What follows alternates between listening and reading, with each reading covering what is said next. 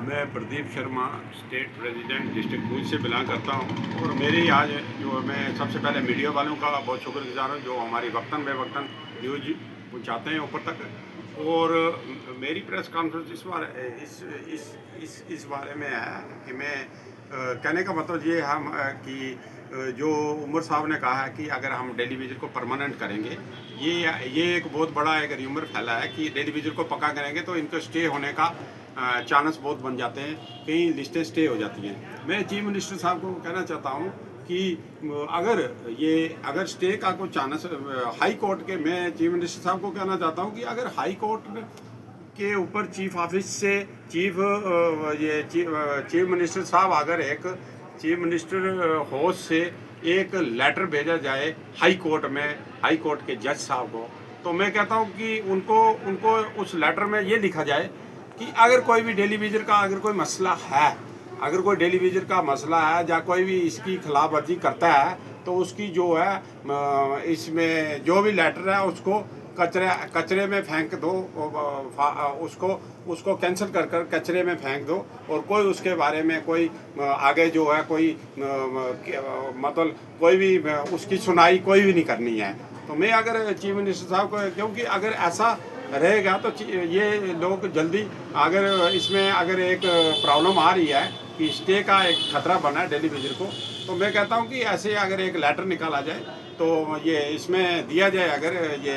इसमें high court के जज साहब को, तो कोई भी अगर कोई ऐसा हो तो कैंसिल हो जाए। तो मैं कहता हूँ इससे बड़ा जल्दी हो सकता है ये मसला। अगर ऐसे रहे तो ऐसे ही अगर हम ये लेटर वगैरह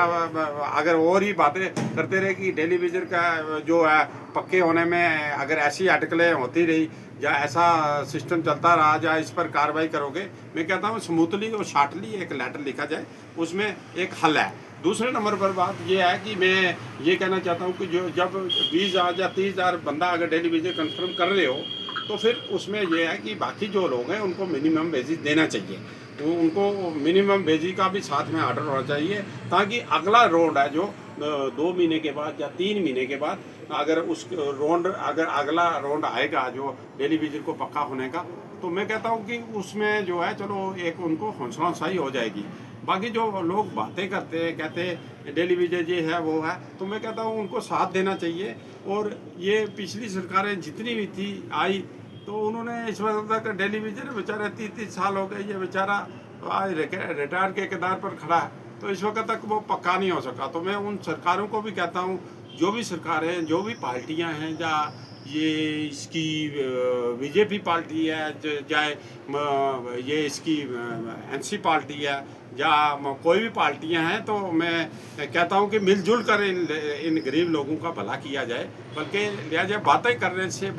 से क्या होगा, ये बेचारा इनका आगे ही टाइम जाया हो रहा है और ये बेचारे आगे ही परेशान हैं। तो मैं फिर पुरजोर पे जनाब गवर्नर साहब को भी करता हूँ कि इसमें सहयोग और हेल्प की जाए। बाकी मैं उन प्रेसिडेंटों का, हमारे स्टेट के जितने प्रेसिडेंट हैं डेली विजिट एसोसिएशन के, चाहे मैं हूँ चाहे और भी है, मैं उनका बहुत शुक्रगुजार हूँ कि जो अपना योगदान दे रहे हैं इन डेली विजिटों के लिए और अपने हक के लिए भी दे रहे हैं और डेली विजिटों के लिए भी वो